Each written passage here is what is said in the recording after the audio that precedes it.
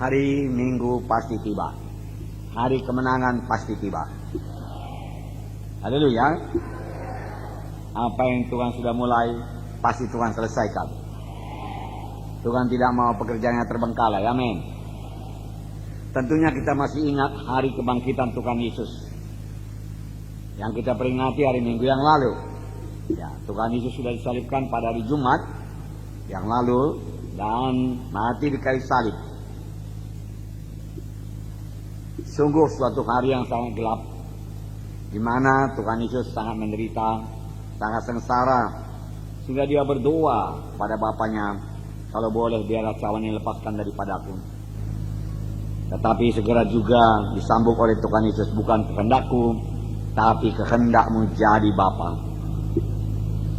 Dalam berdoa tersebut, Tuhan Yesus telah berdoa dengan segenap hatinya, dengan sungguh-sungguh, sampai dia mencucurkan keringat darah. Karena tekanan dosa yang begitu berat, akibat dosa yang begitu berat, dari dosa manusia semuanya ditanggung oleh Tuhan Yesus. Tetapi pada waktu Tuhan sudah digantung di kayu salib, di mana tangan dan kakinya sudah dipaku, akhirnya dia berkata, sudah genap. Lalu dia mati di kayu salib. Musuh-musuhnya berpikir mereka sudah berhasil membunuh Tuhan Yesus, sekaligus menghancurkan pelayanan Tuhan Yesus. Mereka menaruh tubuh Tuhan di dalam kubur dan menutupinya dengan batu. Tetapi apa yang direncanakan Tuhan pasti jadi. Karena sebelum Tuhan Yesus disalib, dia sudah lebih dahulu berkata, aku akan bangkit pada hari yang ketiga. Kematian tidak dapat menahan Tuhan Yesus. Hari Minggu tiba, hari kemenangan tiba. Bagaimanapun gelapnya pada hari Jumat, saudaraku, di mana Tuhan Yesus, saudaraku, mengembuskan napas yang terakhir. Kelihatannya segala sesuatu sudah berakhir, sudah selesai. Namun, saudaraku, tibalah hari Minggu, hari yang terang, hari kemenangan, di mana Tuhan mengalahkan maut. Dia bangkit daripada kematian dan dia hidup. Amin. Puji Tuhan, saudaraku. Saudaraku yang kasih dalam nama Yesus, hari Jumat kita juga akan berlalu, saudaraku. Boleh jadi pada saat ini kita mengalami, saudaraku, banyak persoalan-persoalan hidup, tekanan-tekanan hidup. Saudaraku, jangan menyerah, saudara. Tetap berpegang pada janji Tuhan, karena hari Minggu kita masing-masing pasti datang, saudaraku. Amin. Walaupun dalam perjalanan mencapai kehendak Tuhan tersebut ada halangan-halangan seperti yang dialami oleh Tuhan Yesus, sepanjang kita tidak kehilangan visi kita, sepanjang kita tetap berpegang teguh pada pengakuan iman kita, saudaraku, hari Minggu kita pasti muncul, saudaraku. Hari kemenangan kita pasti jadi. Hari kita sampai kepada panggilan Tuhan dalam hidup kita pasti digenapi Tuhan. Hari di mana visi yang diberikan Tuhan kepada kita pasti digenapi Tuhan. Amin, saudara. Nah, Tuhan pasti menyelesaikan apa yang sudah dimulai Tuhan dalam hidup kita. Panggilan Tuhan yang begitu indah dalam hidup kita, visi yang sudah diberikan Tuhan pada kita, pasti digenapi Tuhan sepanjang kita tidak mundur dari iman. Sepanjang kita tidak kehilangan visi tersebut, tidak melenceng daripada visi tersebut, maka Tuhan akan membawanya kepada kegenapan. Walau untuk mencapainya banyak halangan-halangan, banyak saat-saat yang gelap, bahkan banyak penderitaan atau sengsara seperti yang dialami Tuhan Yesus. Tapi apa yang sudah dimulai Tuhan dalam hidup saudara, pasti dia genapi. Tuhan Yesus bicara kepada kita melalui visi, salah satu melalui visi. Tuhan tumbuhkan dalam kita satu visi, satu cita-cita, saudaraku, yang besar, karena dia Tuhan yang besar, saudaraku. Pada saya dulu, saudaraku, nanti kalau sempat dapat saya saksikan lebih jelas, pada waktu saya berumur 23 tahun, Tuhan memanggil saya, dia memberikan kelahiran baru kepada saya, dan dia berkata kepada saya, ikutlah aku kelak engkau akan melayani gereja dengan anggota 10.000 orang lebih. Banyak cabang-cabang. Saudaraku, kelihatannya mustahil. Sepanjang hidup saya, itu pada tahun 65 itu saudaraku, banyak di atas saudara belum lahir. Saudara, saya belum pernah lihat gereja yang anggotanya 10.000 orang. Bahkan saya tidak tahu apakah ada gereja di Indonesia ini yang anggotanya 10.000 pada tahun 65. Jangankan 10.000, 1.000 pun tidak, saudara. Saya lihat semua gereja-gereja di kota Medan, saudara, enggak ada yang 1.000. Saudara, anggotanya, saudara. Jadi saya sungguh sangat heran kalau Tuhan berkata kepada saya, memberikan visi kepada saya, kau akan memimpin gereja, membangun tubuh Kristus dengan anggota 10.000 orang. Itulah yang dikatakan visi. Dan saya tidak pernah mundur daripada itu, saudara. Saya pegang terus visi daripada Tuhan itu, melewati begitu banyak kritikan, begitu banyak tantangan, saudaraku, begitu banyak orang cemburu, saudaraku, iri hati, saudaraku, begitu banyak orang menganggap diri saya sombong, saudaraku. Saya tidak kehilangan visi tersebut. Saya pegang terus, saya kerjakan terus.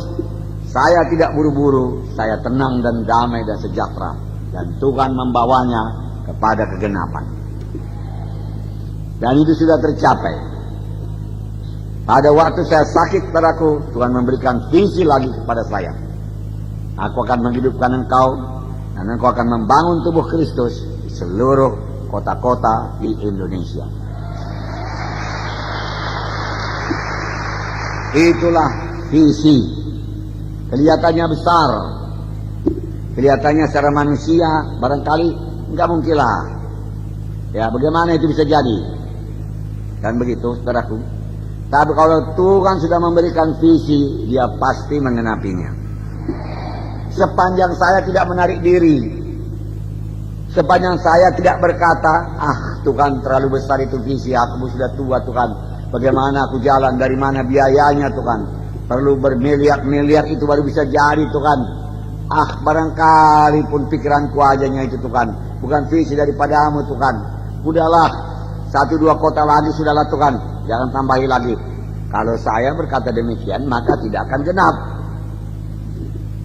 Tetapi kalau saya percaya terus dan tidak mau kehilangan fokus, saya fokus terus kepada apa yang diberikan Tuhan kepada saya, visi yang diberikan Tuhan, maka itu pasti genap. Karena kalau Tuhan memberikan visi, Tuhan tidak mau itu tinggal visi saja, tapi genap dalam hidup kita. Demikian visi untuk hidup berkelimpahan, demikian visi buat keluarga yang baik, demikian visi buat jodoh yang baik, demikian visi buat kesembuhan. Kalau saudara yakin saudara sembuh dan memang Tuhan rasakan di hati saudara, saudara akan sembuh daripada penyakit saudara, pegang terus. Jangan bergantung kepada perasaan dan penglihatan. Kadang-kadang perasaan dan penglihatan berbalikan dengan visi yang diberikan Tuhan kepada kita. Kalau sempat nanti saya akan bacakan Yusuf kepada saudara, di mana Tuhan menjanjikan dia jadi memperoleh kedudukan yang tinggi, di mana saudara-saudara bahkan orang tuanya datang menyembah kepadanya. Tapi sebelum mencapai visi tersebut, sebelum genap mencapai visi tersebut, saudaraku, Yusuf mengalami kebalikan daripada visi tersebut, yaitu jadi budak belian, kemudian difitnah, masuk penjara. Tapi satu perkara, Yusuf tidak pernah mempersalahkan Tuhan. Yusuf tidak pernah mengeluh kepada Tuhan. Dia tidak pernah berkata, Tuhan, kau berikan aku visi yang besar, kenapa ini jadi padaku Tuhan? Aku tidak mengerti, nggak masuk dia kalku Tuhan. Saudaraku, untuk mengerti Tuhan jangan pakai akal, saudaraku. Lakukan. Dia tidak berkata demikian. Dia tetap pada visinya. Dia yakin itu pasti jadi. Maka 15 tahun kemudian dia jadi Perdana Menteri Mesir, di mana saudara-saudara datang menyembah kepadanya. Saudaraku, marilah kita pandang firman Tuhan, di mana hari Minggu kita pasti datang, hari kemenangan kita pasti datang. Hari di mana Tuhan mengenapkan visinya kepada kita pasti datang. Tidak bisa tidak datang. Karena Tuhan yang berjanji itu setia. Janji Tuhan yang mengatakan oleh bilu-bilu Yesus kamu sudah sembuh, pasti jadi. Janji Tuhan yang berkata aku datang supaya engkau beroleh hidup yang berkelimpahan, pasti jadi. Hanya Tuhan minta sedikit saja daripada kita. Berikanlah jalannya anakku supaya aku bisa memberkati engkau. Berilah kepada Tuhan, taburlah. Dengan tidak mengharapkan balasan daripada Tuhan, itu kuncinya. Saudara memberikan persepuluhan bukan untuk memancing Tuhan, tapi memang kasih dari hati saudara untuk memberi kepada Tuhan, beri persepuluhan kepada Tuhan. Tidak mengharapkan balasan sama sekali, barulah bisa diberkati Tuhan. Karena Tuhan tidak berdagang, Tuhan tidak kurang apa-apa. Saudara kasih 10 triliun pun nggak ada artinya sama dia, saudaraku. Dia sangat kaya, saudaraku. Dan dia sangat suka memberi. Mengapa kita mengharap balasan? Balaskan kepada aku 100 kali ganda, 60 kali ganda, 30 kali ganda. Belajarlah memberi, belajarlah berkorban, saudara. Saudara sampai kepada visi saudara. Yusuf banyak berkorban. Daud banyak berkorban. Daud sudah dilantik, dia diurapi jadi raja, tapi dia tidak langsung jadi raja. 13 tahun kemudian baru jadi raja. Saudara boleh bayangkan apa yang terjadi dalam 13 tahun tersebut? Saudaraku, dia mau dibunuh Saul, saudaraku. Dia punya kesempatan membunuh Saul, tapi dia tidak mau. Dia tidak mau mencampuri tangan Tuhan. Dia tidak berkata kepada Tuhan, Tuhan, kenapa pula Saul ini mau membunuh aku, padahal aku sedang kau urapi jadi raja? Mengapa kau belum di atas tahta? Dia tidak berkata demikian. Dia sangat yakin. Dia masuk perhentian. Dia masuk iman. Dan dia berkata, apa yang Tuhan berikan visi kepadaku, pasti Tuhan berkuasa menggenapkannya. Amin.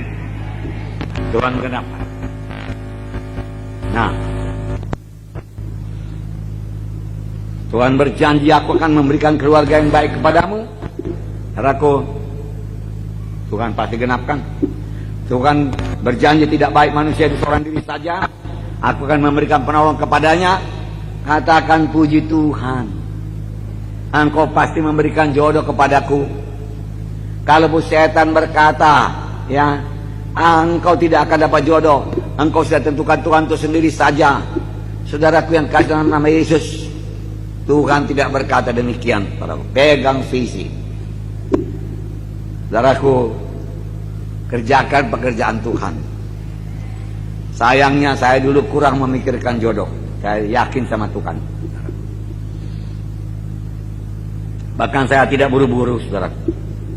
Enggak, saya tidak cari ke sana kemari, enggak. Saya kerjakan pekerjaan Tuhan ke kampung-kampung. Kampung-kampung. Kapan tiba saatnya saya rasa saya perlu berumah tangga, saya mohon pertolongan Tuhan. Jumpakan aku dengan dia, Tuhan. Lalu Tuhan taruh di hati saya seorang gadis, saudaraku. Jelas, tergambar. Dan saya datangi, saudaraku. Gak banyak cerita, saudaraku. Saudaraku. Tetapi dia punya satu tameng, saudaraku, yang hebat juga, saudaraku. Tamengnya, saudaraku, waktu saya datang ke rumahnya, dia sodorkan neneknya kepada saya, saudaraku.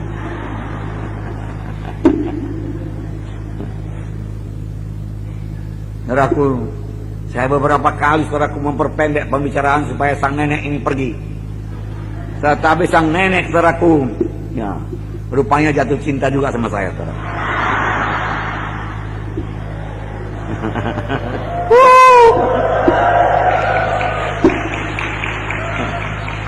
Nggak mau pergi dia, saudaraku. Akhirnya saya pun pakai senjata saya, saudaraku. Saya beritakan berita Injil dan saya perdamaikan dia, saudaraku. Langsung dia selamat, saudaraku. Jadi anak-anak Tuhan. Terbukalah hatinya, saudaraku, memberikan cucunya kepada saya, saudaraku.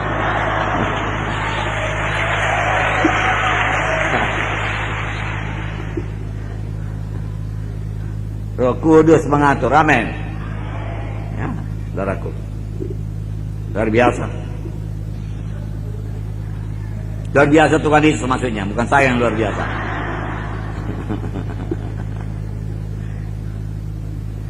Nah, boleh jadi saudara tidak melihat jalan bagaimana Tuhan akan menggenapkannya, tapi Tuhan tahu memunculkannya dalam hidup saudara sehingga visi tersebut genap.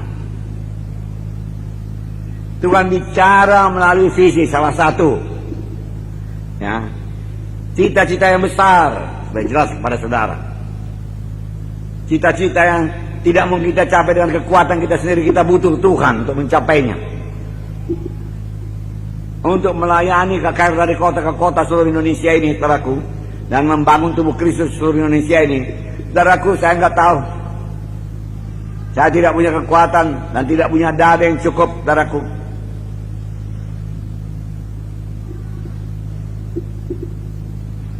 Saudaraku yang kasih dalam nama Yesus, bagaimana itu bisa jadi? Kalau Tuhan sudah memberikan visi, satu cita-cita yang kuat dalam hati saudara, setia saja. Tuhan akan membawanya pada kenyataan. Boleh jadi pada mulanya kecil saja dulu, tetapi bertambah hari bertambah besar, bertambah hari bertambah cepat. Saudara misalnya punya visi, pada tahun ini bebas daripada hutang. Tidak lagi ambil kredit, saudaraku, tapi kredit yang ada bisa saudara lunasi. Percaya sajalah. Kalau memang saudara sudah yakin itu bisa dilunasi, maka itu pasti bisa dilunasi.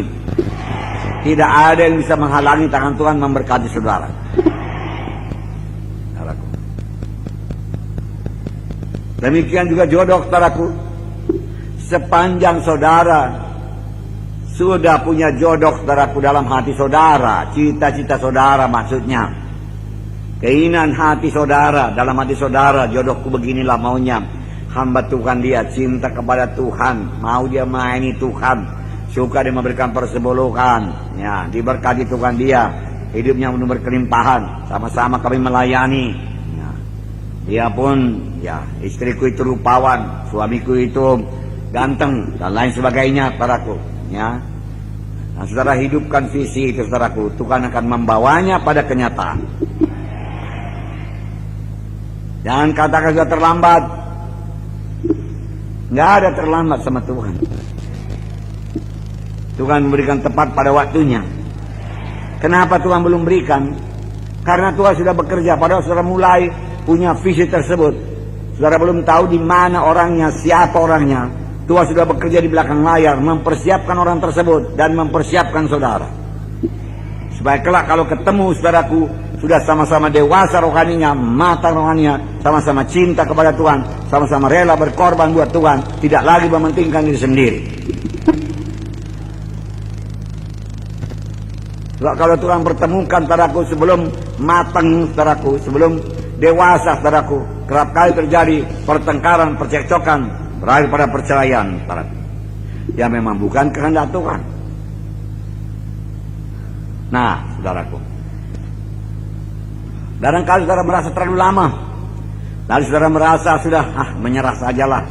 Mungkin pun perasaan-perasaanku sajanya itu bukan visi daripada Tuhan, keinginan-keinginanku saja itu keinginan dagingku, bukan daripada Tuhan. Maka kulupakan sajalah semua. Saudaraku yang kasih, walaupun saudara lupa, saudaraku, satu kali Tuhan akan ingatkan kembali. Pada waktu Tuhan ingatkan kembali, pegang terus. Karena Tuhan tidak pernah lupa visi yang dia berikan kepada saudara. Kalau saudara berusaha melupakannya, saudaraku, Tuhan tidak pernah lupa, saudaraku. Setan mau kita ucapkan perkara negatif, pikiran kita menjadi negatif. Aku tidak akan berhasil lagi, tidak akan dapat aku lagi visiku itu. Aku menyerah saja. Aku tidak akan berubah nasibku. Dahulu aku kredit, sekarang pun kredit terus, tidak sanggup membayarnya. Aku tidak sanggup membeli mobil.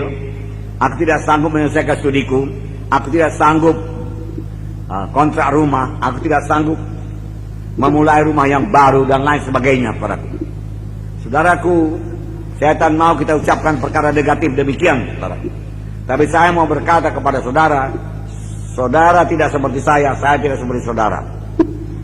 Bukan membanggakan diri, saudaraku, tapi DNA saudara lain dengan DNA saya. Semua DNA kita ada DNA daripada Tuhan. Amin. DNA yang sangat indah, sesuatu daripada Tuhan taruh dalam hati saya, hingga saya sanggup mengerjakan pekerjaan Tuhan. Sesuatu daripada Tuhan berikan dalam hati saudara, hingga saudara sanggup mengerjakan pekerjaan Tuhan menurut caranya Tuhan, menurut panggilan Tuhan dalam hidup saudara. Boleh jadi melalui musik, boleh jadi melalui menyanyi. Saudaraku, saudara suruh saya menyanyi, nggak ada DNA saya ke sana. Saudaraku, nggak ada, saudaraku. Memang nggak dilengkapi Tuhan. Kalau dilengkapi Tuhan lengkap sama saya semua, saya nanti sombong. Nggak berharap lagi sama Tuhan. Semua aku bisa Tuhan. Aku tidak perlu Engkau lagi, semua aku sanggup. Kadang aku tidak perlu orang lain Tuhan, tidak. Maka kalau permulaan sidang ini dulu, saya bawa teman saya namanya Praten. Dia sudah dipanggil Tuhan. Kenapa? Karena dia pandai menyanyi, tapi tidak bisa berkhotbah. Saya sedikit-sedikit bisa berkhotbah, tapi sama sekali tidak bisa menyanyi. Ya. Dua-dua dapat DNA daripada Tuhan, dua-dua lahir baru. Tapi dia unik, saya pun unik. Demikian juga saudara. Maka panggilan Tuhan kepada saudara, visi Tuhan kepada saudara, hanya saudara yang bisa menggenapkan. Amin. Hanya saudara yang bisa menggenapkan, nggak ada orang lain. Banyaklah persamaan Gideon dengan saya, karena dia anak saya. DNA dari saya turun kepadanya. Lalu dia pun bisa melayani seperti saya melayani. Nah, saudara kalian kasih nama Yesus. Dan dia sedikit-sedikit bisa menyanyi, bisa main musik, saudaraku. Ya, boleh jadi dari bolangnya dulu. Karena orang tua saya dulu, saudaraku, biola. Mengungsi pun, kalau sudah datang musuh, pergi mengungsi. Bukan kami yang diurusnya. Biolanya yang dibungkusnya, saudaraku. Dikotakkannya, habis diangkatnya, saudaraku. Main biola, Bengawan Solo, Silalap Bengawan Solo, saudaraku. Di hutan-hutan sana pun Bengawan Solo, saudaraku. Sampai satu hari Tuhan nggak suka lagi, saudaraku. Saudaraku, datanglah tumor di sini, saudaraku. Satu ruas ini. Diobati nggak sembuh, diobati nggak sembuh. Lalu mesti dipotong. Potong satu tulang ini, buang. Saudaraku, lalu disembuhkan lagi. Wah, kesakitan dia. Kami ketawa. Sebiji tulang saja kesakitan, kami bilang. Tulang kecil dibuang. Sembuh juga akhirnya. Lalu dia mulai main biola, nggak bisa lagi, saudaraku. Situlah tamat riwayat biolanya, saudaraku. Nggak bisa lagi. Kurang satu jari, saudaraku. Nah, mungkin turun sama Gideon, saudaraku. Itulah DNA keturunan, amin. Tapi ada DNA dari sorga yang menyanggupkan saudara, yang membuat saudara dilengkapi untuk sampai kepada visi saudara, mengerjakan pekerjaan Tuhan dan berbuah, dan tidak ada orang lain yang bisa menggantikannya. Hanya saudara saja yang bisa mengerjakannya. Itulah dia. Dahulu saya selalu menuntut orang mesti seperti saya. Bertobat jangan tanggung-tanggung. Kalau orang tanggung-tanggung bertobat, saya marah. Saudaraku, orang nggak sama, saudaraku. Panggilan pun tidak sama. Boleh jadi panggilannya tidak seperti saya, saudara. Penolong-penolong saja, oke. Saudaraku, jadi mari hidupkan visi tersebut. Saudaraku, biarlah firman Tuhan dan roh Tuhan hidup dalam hati saudara. Visi yang diberikan Tuhan kepada saudara jangan dikuburkan. Kalaupun hilang sementara, anggaplah itu sebagai ditanam. Karena apa yang ditanam akan tumbuh. Tapi kalau dikuburkan adalah orang mati, saudaraku. Yang matinya yang dikuburkan. Tapi kalau benih yang hidup namanya ditanam, maka dia akan hidup, bertambah kuat, bertambah teguh, saudaraku. Nah, saudaraku yang kasih nama Yesus, segala kebutuhan manusia ini untuk sampai kepada visi yang diberikan Tuhan kepadanya, sudah diberikan Tuhan pada orang tersebut. Pada waktu dia berkata di kayu salib sudah genap. Amin. Sudah diberikan Tuhan, saudaraku. Hanya kita menjalankannya saja lagi, dan jangan mundur daripada visi tersebut. Kalaupun kelihatannya gelap, saudaraku. Mencapai visi tersebut, menjalani jalan yang gelap. Contohnya Yusuf. Saya bacakan kepada saudara. Kejadian 37 ayat 5 sampai 11. Pada suatu kali bermimpilah Yusuf. Lalu mimpinya diceritakannya kepada saudara-saudaranya, sebab itulah mereka lebih benci lagi kepadanya. Karena katanya kepada mereka, coba dengarkanlah mimpi yang kumimpikan ini. Tampak kita sedang di ladang mengikat berkas-berkas gandum, lalu bangkitlah berkasku dan tegak berdiri. Kemudian datanglah berkas-berkas kamu sekalian mengelilingi dan sujud menyembah kepada berkasku itu. Lalu saudara-saudaranya berkata kepadanya, apakah engkau ingin menjadi raja atas kami? Apakah engkau ingin berkuasa atas kami? Jadi makin bencilah mereka kepadanya karena mimpinya dan karena perkataannya itu. Lalu ia memimpikan pula mimpi yang lain yang diceritakannya kepada saudara-saudaranya. Katanya, aku bermimpi pula tampak matahari, bulan dan 11 bintang sujud menyembah kepadaku. Setelah hal itu didengar, diceritakannya kepada ayahnya dan saudara-saudaranya, maka ia ditegur ayahnya, mimpi apa mimpimu itu? Masakan aku dan ibumu saudara-saudaramu sujud menyembah kepadamu sampai ke tanah? Maka iri hatilah saudara-saudaranya kepadanya, tapi ayahnya menyimpan hal itu dalam hatinya. Yusuf menceritakan mimpinya kepada saudara-saudaranya, dan saudara-saudaranya menjadi iri hati kepadanya. Memang kalau saudara punya visi yang besar daripada Tuhan, saudaraku, jangan harapkan orang lain juga bersuka cita. Oh, terima kasih Tuhan, visimu begitu besar, kau berikan kepada saudaraku ini. Tidak, saudaraku. Banyak mereka akan cemburu, saudaraku.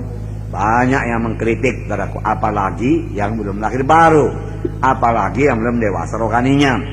Mereka cemburu, mereka iri hati, saudaraku. Pada waktu saudara bergerak keluar dari kota, maksudnya keluar daripada hidup kita sehari-hari, kita keluar dari kotak namanya itu, saudara. Biasanya kita hidup dalam kotak itu saja, ke kiri, ke kanan, ke muka belakang, tapi di dalam kotak. Tapi kala kita mulai keluar kotak, saudaraku, keluar daripada kebiasaan kita yang lama untuk berbuat sesuatu yang baru, mengajar sesuatu yang baru, saudaraku, maka orang lain akan merasa cemburu. Mereka akan berkata, siapa dia ini? Dia pikir dia lebih daripada kita. Dia pikir dia lebih pintar daripada kita. Ya. Mudah-mudahan dia gagal dan lain sebagainya. Siapa dia pikir dia itu? Katanya saudaraku. Saya mengalaminya. Nanti saya ceritakan kepada saudara. Demikian juga Yusuf. Yusuf mengalaminya. Dia mimpi, memang mimpinya begitu. Dengan gembira dia ceritakan. Barangkali dia tidak tahu yang 11 saudaranya itu pun bukan maksudnya saudaranya. Mungkin 11 ya berkas-berkas atau apalah, saudaraku, menyembah kepadanya. Tapi saudara-saudaranya menjadi cemburu, iri hati kepadanya. Apalagi Yusuf, anak kesayangan Yakub. Dari mula memang pakaiannya lain daripada pakaian-pakaian saudara-saudaranya yang lain. Dia istimewa, anak kesayangan. Lalu tambah iri hati pada mereka, saudaraku. Saudaraku yang kasih dalam nama Yesus. Pada suatu kali ketika Yusuf mengunjungi saudara-saudaranya, mereka bermaksud membunuh dia. Lihat, saudara sendiri mau membunuh, saudaraku. Benci. Kejadian 37, 19 sampai 24 dan 28. Kata mereka seorang kepada yang lain, lihat, tukang mimpi kita itu datang. Sekarang marilah kita bunuh dia dan kita lemparkan ke dalam salah satu sumur ini. Lalu kita katakan seekor binatang buas telah menerkamnya, dan kita akan lihat nanti bagaimana jadinya mimpinya itu. Kalau visi itu daripada Tuhan, dan kalau saudara berpegang teguh kepada visi tersebut, tidak ada yang bisa menghalanginya untuk tidak terjadi. Pasti jadi. Saudara-saudara, Yusuf berpikir kita bunuh dia. Kita lihat apa yang terjadi kepada visinya tersebut, pada mimpinya tersebut. Tidak bisa, saudara. Ketika Ruben mendengar hal itu, ia ingin melepaskan Yusuf dari tangan mereka. Setelah itu katanya, jangan kita bunuh dia. Mulai Tuhan pakai Ruben. Lagi kata Ruben kepada mereka, janganlah tumpahkan darah. Lemparkan dia ke dalam sumur yang ada di padang gurun ini. Tetapi janganlah apa-apakan dia. Maksudnya hendak melepaskan Yusuf dari tangan mereka dan membawanya kembali kepada ayahnya. Baru saja Yusuf sampai kepada saudara-saudaranya, mereka pun menanggalkan jubah Yusuf, jubah maha indah yang dipakainya itu. Dan mereka membawa dia dan melemparkan dia ke dalam sumur.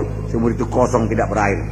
Ketika ada saudara-saudara Midian lewat, Yusuf diangkat ke atas dari dalam sumur itu, kemudian dijual kepada orang Ismail dengan harga 20 sikal perak. Lalu Yusuf dibawa mereka ke Mesir. Lihat. Nah, kelihatannya bertambah jauh daripada penggenapan visinya. Sudah jadi budak. Budak belian, saudaraku, tidak punya hak apa-apa lagi pada waktu itu.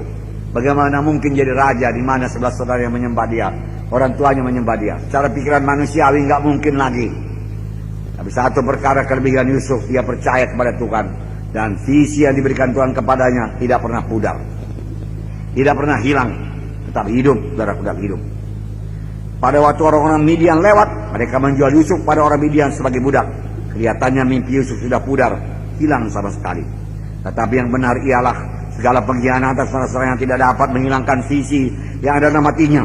Yusuf memang mengalami saat-saat yang sangat berat dan mengecewakan. Dan Yusuf tidak mengerti sama sekali mengapa hal tersebut jadi kepadanya. Tetapi Yusuf sama sekali tidak membiarkan keberatan tersebut membunuh visinya. Tak mau dia. Keberatan, penderitaan, sengsara, dikhianati, dijual, jadi budak, tidak menghilangkan visinya. Tidak menyerah. Bertahun-tahun lamanya. Dan dia tidak pernah bertanya kepada Tuhan, berkata kepada Tuhan, kenapa ini jadi Tuhan? Bukankah Engkau sudah memberikan visi yang besar kepada aku? Bukankah aku harus jadi penguasa besar? Di mana saudara-saudaraku menyembah kepada aku sampai ke tanah, demikian juga orang tuaku. Tanda aku punya kedudukan dan kuasa yang luar biasa. Mengapa pula aku jadi budak belian Tuhan? Mengapa pula saudara-saudaraku mengkhianati aku? Mana lagi bisa tercapai visi itu Tuhan? Sudah jadi budak belian, mau jadi raja lagi, bagaimana mungkin? Tidak mungkin, tidak mungkin. Kalau dia berkata demikian, dia melepaskan visi tersebut. Dan dia tidak akan mungkin lagi mencapai visinya. Jangan salahkan Tuhan. Tuhan Yesus baik. Dia Bapa saya, dia Bapa saudara. Saudaraku. Semua kita kenal Bapa kita masing-masing. Bagaimana dia cinta kepada kita. Dan dia mau kita berhasil. Saudaraku. Nah, saudaraku. Dia tidak pernah menyalahkan Tuhan bertahun-tahun lamanya. Dia hidup sebagai budak. Bahkan difitnah, masuk ke penjara. Tapi hari Minggunya Yusuf pasti tiba. Sesudah lebih kurang 15 tahun, maka mimpi Yusuf tersebut digenapkan Tuhan. Tetaplah berpegang pada visi saudara. Kejadian 39, 21, 23. Tetapi Tuhan menyertai Yusuf dan menimpahkan kasih setianya kepadanya dan membuat Yusuf kesayangan kepala penjara itu. Sebab itu kepala penjara mempercayakan semua tahanan dalam penjara itu kepada Yusuf. Dan segala pekerjaan yang harus dilakukan di situ, dialah yang mengurusnya. Dan kepala penjara tidak mencampuri segala yang dipercayakannya kepada Yusuf.